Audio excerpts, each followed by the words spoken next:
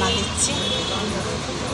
সবাইকে শুভ সন্ধ্যার অনেক অনেক শুভেচ্ছা, ভালোবাসা, অবিরাম ভালোবাসা থাকলো। আমি আর আমার মেয়ে মার্কেটিং করে বাড়ি যাচ্ছি।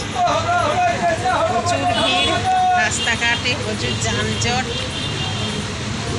এখন সামনে তো পুজো, সব শপিং করতে বেরিয়েছে, এই জন্যে খুব ভিড় ভাট্টা।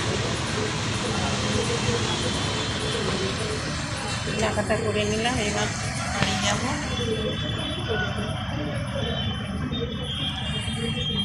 দেখে নিয়েছি, টাটা।